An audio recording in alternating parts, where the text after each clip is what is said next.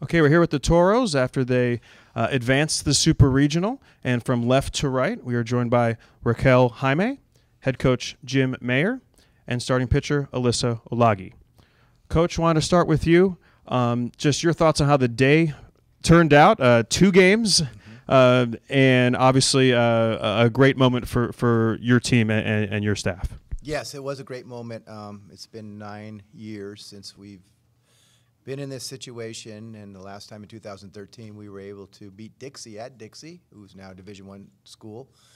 And then we came back and hosted a powerful Humboldt State, and they crushed us in the Super Regionals, but we went a long way with that. But this year, God, we played nothing but great teams, especially Concordia. I mean, 13th here in the national rankings, and wonderful season they had, the great coaches they have, everything was great. This tournament was really well played, not just because we won, but because it was very organized and put together. The staff here did a tremendous job. And first game was, oh boy, that was really a chaotic game. We came back, and then we surrendered at the end, and they got us. And then we just talked about one game, and I'm sure that's what they did. And we just came out really on fire in that second game. It wasn't really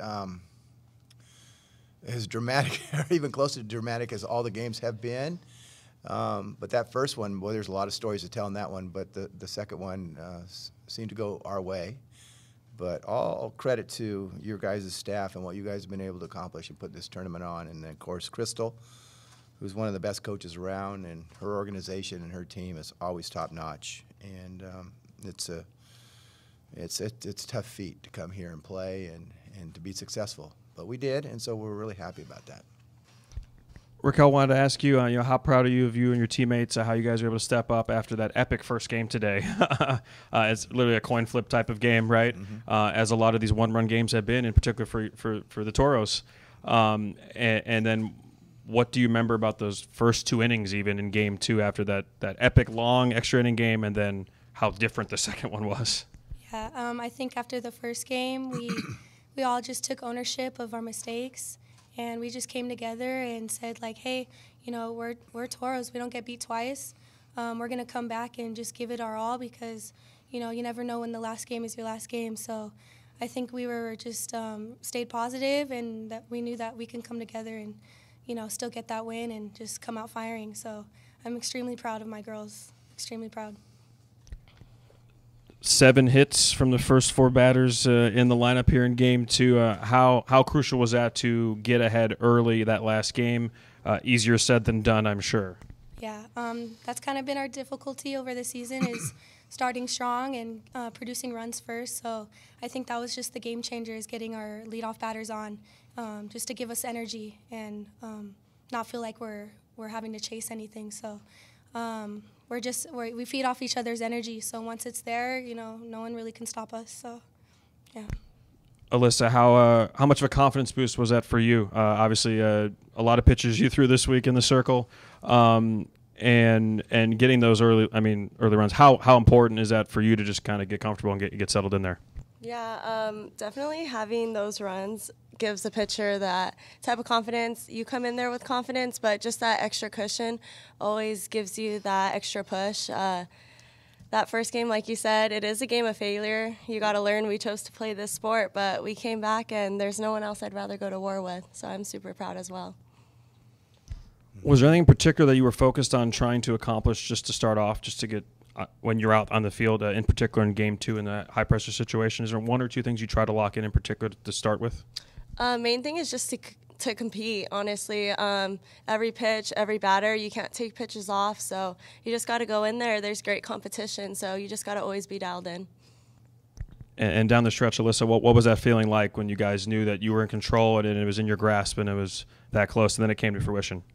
It's the greatest feeling ever, and especially after that last out is called, just to hug all these girls and know that all this work has paid off. And we still have a couple games to go, but it's an amazing feeling, and I wouldn't change it for the world.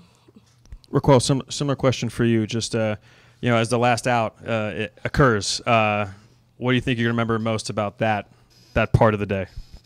Oh man, honestly, the feeling is just unmatched. I think we've been trying to work on finishing games all season.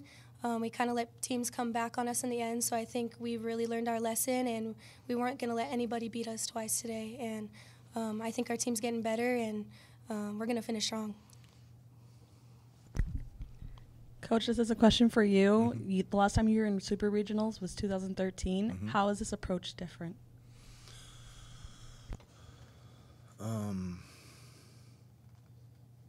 That's a great question, but no different. We've established. I got here in about 2001, and we established a program that wasn't. When we took over, it wasn't really much of a program at all, and we established a culture that took us all the way until 2013, and then I got back here a couple of years later, and took a program that was kind of down and out, and we were slowly reestablishing that culture. So nothing changes. I'm doing the same thing I did in 2001. I started actually coaching softball in 1982, so nothing has really changed. I've brought the same ideas to whatever organization I'm working for, and the Toros have been the organization I've worked for the longest, and is really deep in my soul and heart, because this is family to me and home.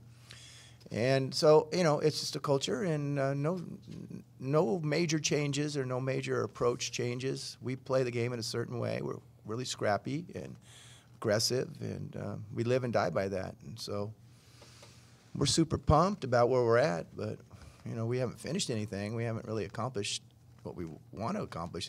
Every time you hit the field, all teams want to win at the very beginning of the year in February, and we're a couple of games away from actually being able to represent the West in the national championship games. So nothing will change. We will march on and just continue to do what we do, and if it's good enough, then we'll go forward. Last question for each student athlete. Maybe Alyssa could go first. Just your thoughts now on what lies ahead. I know you need to enjoy this because it's a special moment. But the opportunity to play in the Super Regional doesn't come around every day, and that's a great achievement. And like Coach just said, how important is that to you to be a part of a team that is leaving that legacy this year? Yeah, we just try to have this winning legacy. That's what we talked about in the beginning of the season. Great competition lies ahead, definitely. We've seen it here, great competition, but there's even more coming out our way. So we just need to keep working hard, keep being dialed in, keep competing, and hopefully everything falls our way if we work hard. Yeah, I think we're really just trying to represent this program and take it to where it's meant to be, and do our best for Coach, because he's the greatest of all time, honestly. And for me personally, I just want to give back to this program and be the one to really change the game and have a winning legacy and carry it on. So that's our main focus right now, is just really changing the program around with passion and love. Well, congrats again to you guys and your entire team, and good luck the rest of the way. Thanks again. Thank you. Thank you very much.